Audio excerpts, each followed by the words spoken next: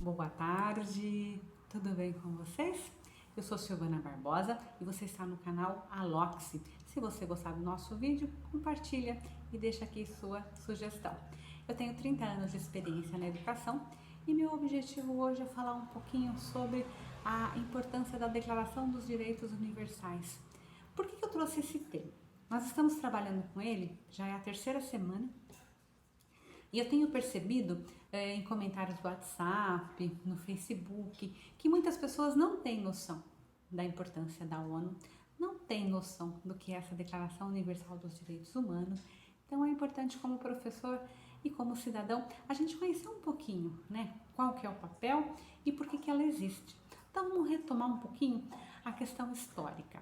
No final da Segunda Guerra Mundial, nós tivemos duas bombas atômicas, uma em Hiroshima e uma em Nagasaki. Essas bombas, elas destruíram cidades em questão de segundos. Então, a partir dali, os países perceberam que, com a bomba atômica, a humanidade corre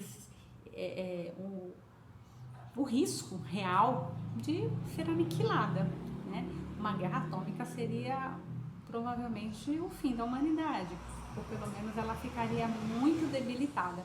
Então criou-se, né, um organismo, que é a ONU, que foi criada por 51 países, se eu não me engano, na época. E hoje a grande maioria dos países estão conectados à ONU. Então são todos os países juntos que se reúnem para discutir todos os assuntos mundiais. Quem vai nessa reunião?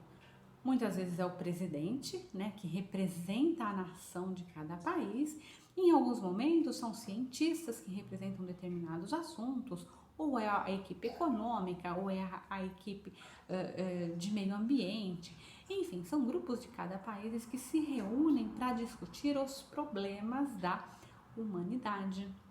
Então, se a gente tem um organismo que tem o objetivo de ter a paz mundial e que se reúne periodicamente para se discutir os problemas do mundo, com certeza é algo bem interessante.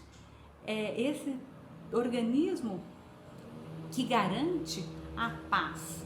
Lógico que durante esse período todo após a Segunda Guerra nós tivemos conflitos? Tivemos vários conflitos, porém a gente não teve a destruição da humanidade. Então a ONU, ela consegue aí atingir o seu objetivo. Então não dá para dizer que a ONU, ela é desse partido, daquele partido, de esquerda ou de direita ou de centro, não. A ONU é patrimônio da humanidade e é a entidade, o organismo que tem funcionado, né? Existe um organismo central, né, que seria o quê? O Conselho Econômico Social e a Assembleia Geral.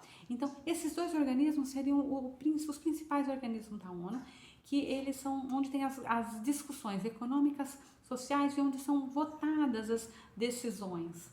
A ONU, ela não tem o papel de intervir diretamente no país. Você tem que fazer assim, ou você tem que fazer desse jeito. Não. Mas se o país começa a ir contra todos os princípios da ONU, aí a ONU tem o direito de fazer intervenções e sanções dentro desse país. Aí mais pra frente eu vou estar falando um pouquinho, né, na última quarta-feira de maio, sobre como acontecem essas sanções na ONU. Foram criadas 15, vamos colocar 15 órgãos dentro da ONU e cada um discute uma situação.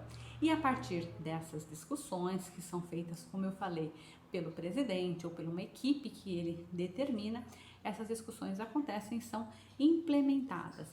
E a partir daí, cria-se metas, planos, planejamentos, né, para a humanidade. Períodos de 10 anos, 20 anos, 30 anos. Né? Então, vamos acabar com a questão, por exemplo, do efeito estufa daqui a 10 anos, daqui a 20 anos, vamos acabar com o desmatamento das matas, enfim, né? Existem várias metas que a ONU discute com toda a humanidade. Lógico, não vai todo mundo na Assembleia, mas aí uma representante ou dois de cada país. Nós tivemos alguns dias atrás a questão sobre a questão climática do mundo, né? Como que o Brasil vai estar fazendo para diminuir a destruição da Amazônia, por exemplo. Isso foi discutido há pouco tempo, acho que todo mundo lembra. Bom, eu vou falar hoje sobre 5 dessas agências e aí semana que vem a gente dá uma continuidade, são 15 no total. Uma seria a Agência Internacional da Energia Atômica. Então essa agência ela existe para quê? Para controlar quem usa energia atômica, para não se construir novas bombas atômicas, para que não seja feita a destruição em massa das pessoas. Então essa agência ela fica ligada a essa problemática. O Banco Mundial, que é o BIRD, né? Então se precisa de dinheiro para investir em alguns projetos, ou em algum país, ou em algum lugar, esse recurso que se é trabalhado. E como que se tem esse recurso? Os países membros, eles fazem depósitos na ONU, né? A ONU, ela não cria dinheiro do nada, então os países, eles fazem depósitos na ONU e esse dinheiro, ele pode ser depois aplicado no próprio planeta. Aí tem a Organização das Nações Unidas para a Agricultura e Alimentação. Então existe aí uma parte da ONU que estuda a questão realmente da alimentação da população, que a gente sabe que existem países que estão com questões humanitárias enormes, que falta alimento, que falta plantação, que falta comida, né? Então a ONU, ela procura estar dentro dessa agência, está estudando isso e intervindo quando possível. O Fundo Internacional de Desenvolvimento Agrícola, então seria um fundo realmente para desenvolver a agricultura em alguns lugares onde não consegue se ter agricultura. Então seria uma forma da ONU intervir, né, nessas regiões, e aí pode ser em qualquer região do país, do planeta, enfim, eles que vão predeterminar. E o quinto seria o Fundo Monetário Internacional, o FMI, que é um fundo econômico, onde os países, quando eles estão precisando de dinheiro, eles podem ir até esse fundo e pegar empréstimos para poder suprir aí as suas necessidades. O Brasil já pegou vários empréstimos do FMI e atualmente o país está livre aí dessa questão de pegar empréstimo, uma vez que a gente já não tem mais dinheiro emprestado com o FMI. Isso é muito bom para o país. Bom, a ONU, ela consegue intervir de forma direta no país? Não, ela não consegue fazer isso. Ela vai procurar forçar ou intervir ou sugerir ou questionar os países que estão indo contra o que a ONU define. E como a ONU define as coisas? A partir de um processo um tanto quanto democrático, né? Lógico que tem aí questões de interesses, países mais fortes, países predominantes. A geopolítica, ela existe e a gente consegue entender que ela existe, mas os países membros da ONU, eles precisam entender que eles seguem essas regras que foram construídas por todos. Então, é mais ou menos isso que acontece com a ONU. Na semana passada, nós trabalhamos do artigo 1 ao artigo 9. Hoje nós vamos trabalhar do 10 ao 17º. Espero que vocês gostem aí, entendam e principalmente se aprofundem mais. Como eu falei, a gente está dando só uma pincelada sobre essa declaração e é importante que a gente conheça. Então vamos lá, o artigo 10. Toda pessoa tem direito em plena igualdade e que a sua causa seja equitativa e publicamente julgada por um tribunal independente e imparcial, que decida dos seus direitos e obrigações ou das razões de qualquer acusação em matéria penal que contra ela seja deduzida. Ou seja, se a pessoa comete um crime ou ela foi acusada de um crime, ela tem que ter um julgamento imparcial. Ponto. Se tiver parcialidade nesse julgamento, ele tem que ser anulado. Por quê? Porque ela tem direito de ser julgada da mesma forma que a outra pessoa foi. Não é porque ela tem mais dinheiro, ou porque ela é homem ou porque ela é mulher que ela vai ser julgada diferente, né? O mesmo crime, o mesmo julgamento. Seria essa a ideia. A mesma acusação, porque às vezes a pessoa não é, ela está sendo acusada, mas ela não cometeu o crime. Mas se ela foi acusada, tem que ter um julgamento justo. Isso em todo lugar do mundo. Artigo 11.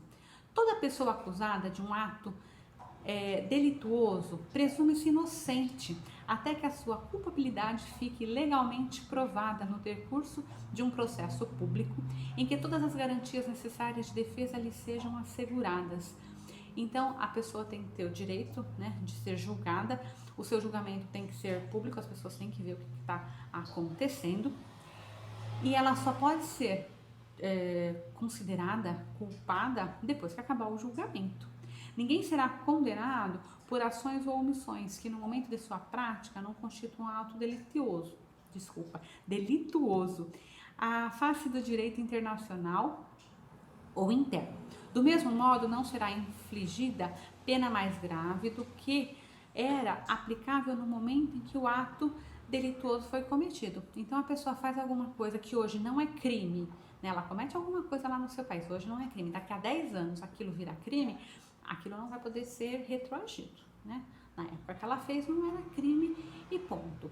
E a pessoa tem que tomar muito cuidado também hoje em dia, porque com uma internet assim, né, muito rápida, às vezes acontece algumas coisas com determinadas pessoas, as pessoas elas são acusadas de algum crime, mas elas não foram julgadas, não foi provado nada, mas já está na mídia, já está dizendo que a pessoa fez isso, aquilo, a pessoa é escrachada, destruída, né, publicamente. E aí lá no final do processo a pessoa é considerada inocente, não? Ela não fez nada, foi provado que ela nem estava no local, ela estava em outra cidade, então não foi, ela realmente é inocente. Porém, a pessoa já foi escrachada, então a gente tem que tomar muito cuidado hoje em dia com essa questão das mídias, né, sociais, para que a gente não corra aí nessa situação que ela é tão complicada. 12º, ninguém sofrerá intromissões arbitrárias na sua vida privada, na sua família, no seu domicílio ou na sua correspondência, nem ataques à sua honra e reputação. Contra tais intromissões ou ataques, toda pessoa tem direito à proteção e à lei. Então, você tem que ter a sua privacidade. Ninguém pode atacar a privacidade de ninguém em país nenhum, né? Acontece? Acontece. Mas a ONU, a declaração diz que não é adequado. Isso não significa que você possa cometer um crime dentro da sua casa, uma violação contra o seu filho, contra a sua esposa, o seu marido. Não, você não pode cometer um crime, mas a sua vida privada, a hora que você acorda, o que você se alimenta, o que você faz dentro da sua casa é um problema seu, né? Então você tem que ter aí a sua privacidade. 13. Toda pessoa tem direito de livremente circular e escolher a sua residência no interior de um país. Toda pessoa tem o direito de abandonar o país em que se encontra, incluindo o seu, e o direito de regressar ao seu país. Então a gente pode morar onde a gente quiser, né? Eu posso morar em qualquer país, desde que o país me aceite a morar, e posso voltar para cá quando eu quiser. Não tem problema algum. Toda pessoa sujeita a perseguição tem o direito de procurar e se beneficiar de um asilo em outro país. Então, quando a pessoa é perseguida por questão política ou religiosa, ela pode pedir asilo. Este direito não pode, porém, ser invocado no caso de processo realmente existente por crime de direito comum ou por atividades contrárias aos fins e aos princípios das Nações Unidas. Então, se a pessoa tem um crime, ela não pode pedir asilo, né? A não ser que seja perseguição política ou religiosa, aí é outra situação. Não é um crime comum a pessoa, eu vou pedir asilo, então eu vou sair da ideia de ser um criminoso. Não, não é assim, ela tem que pagar pelo seu crime. Todo indivíduo tem direito a ter uma nacionalidade, ninguém pode ser arbitrariamente privado da sua nacionalidade, nem do direito de mudar de nacionalidade. Então, se você nasceu, você é um ser humano. Se você é um ser humano, você tem direito a um documento. Se você tem um documento, você tem uma nacionalidade. E é esta nação que vai te proteger enquanto cidadão. E é esta nação que você vai ter que também ter as suas regras a partir das leis que você tem que obedecer naquele local onde você mora, né? Então é um direito que você tem que ter a sua nacionalidade. Você não pode ser uma pessoa de lugar nenhum, né? Você é de algum país. 16º. A partir da idade núbil, que é a idade do casamento, o homem e a mulher têm o direito de casar e de constituir família, sem restrição alguma de raça, nacionalidade ou religião.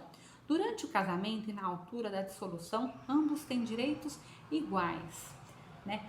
Essa questão de direitos iguais é uma discussão que tem muitos países onde o homem tem direito à herança, a mulher não tem direito à herança, a divisão de bens, né? Não é herança, a divisão de bens no casamento, o homem fica com mais recurso do que a mulher, em alguns lugares a mulher não recebe nada, em alguns lugares o casamento acontece na infância. Hoje em dia existe aí uma luta das Nações Unidas para que as crianças não tenham casamento, nem menino nem menina, que o casamento aconteça só na maioridade e com a permissão e intenção dos noivos, né? O pai não pode chegar lá e falar: você vai casar, mas isso ainda acontece. O casamento não pode ser celebrado sem o livre e pleno consentimento dos futuros esposos. A família é um elemento natural e fundamental da sociedade e tem o direito à proteção deste e do Estado. Então a família ela tem que ser protegida e preservada, tanto pela declaração, né, quanto pelo Estado da pessoa, o Estado onde ela mora. Quando a gente fala Estado, a gente fala em país. E o 17º, toda pessoa, individual ou coletiva, tem direito à propriedade. Ninguém pode ser arbitrariamente privado da sua propriedade. Então, você tem lá a sua casa, você tem lá o seu apartamento, você tem lá a sua loja, ele é seu. Ninguém tem o direito de ir lá e tá tirando ele de você. Então, esse seria do 10º ao 17º.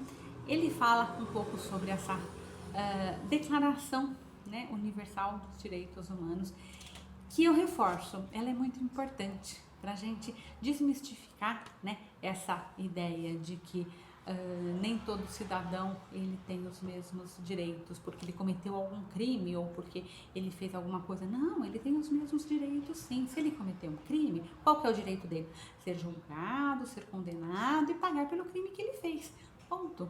Mas ele é um cidadão como qualquer outro, né? Então é essa desmistificação que é muito importante a gente estar entendendo, porque senão a gente começa a achar que tem pessoas que são melhores que as outras enquanto ser humano, né? Toda sociedade tem as suas regras e as suas leis e cada uma segue as suas regras e as suas leis, e a declaração vem justamente para procurar equilibrar esse processo.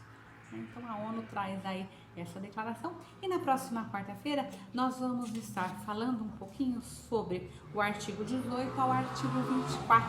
Então eu espero você aqui na próxima semana para a gente continuar falando da Declaração Universal dos Direitos Humanos. Obrigada pela companhia, aguardo você para ir na próxima semana. Até lá!